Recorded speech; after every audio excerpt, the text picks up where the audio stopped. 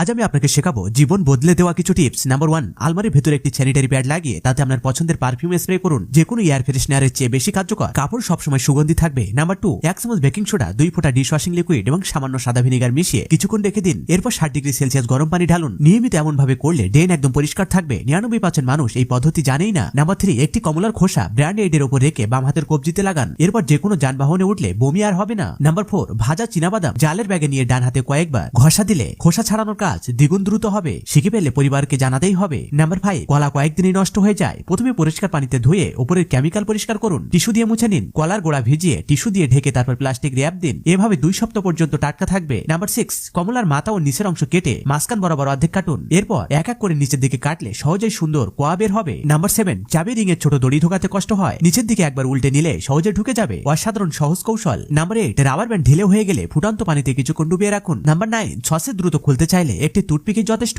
সহজে খুলে যাবে। নাম্বার 10, ননস্টিক প্যানে একটু toothpaste, dishwashing liquid, baking soda ও সাদা ভিনেগার দিয়ে স্ক্রাব করুন। পানি দিয়ে ধুয়ে নিলে 1 বছর পর্যন্ত আর খাবার লেগে থাকবে না। নাম্বার 11, একটি সিল করা পলিথিন ব্যাগে সুই দিয়ে ভেতর থেকে সেলাই করে সুতা বের করুন। ভেতরে পানি ভরে হুকের সঙ্গে ঝুলিয়ে দিন। ছুটিতে গেলে গাছের পানি দেওয়ার দারুণ ব্যবস্থা হয়ে থাকবে। নাম্বার 12, হঠাৎ ওজন বেড়ে গেলে পুরোনো কাপড় ছোট লাগছে, মাঝখানে একটি জিপ লাগান, আরো 3 থেকে 5 বছর পড়তে পারবেন। নাম্বার 13, চালের বস্তা খুলতে সমস্যা হয়, সেলাই লাইনে খেয়াল করুন। এক পাশে একক সুতা, অন্য পাশে দ্বিগুণ সুতার দিকের একটি সুতা কেটে 2 পাশে টান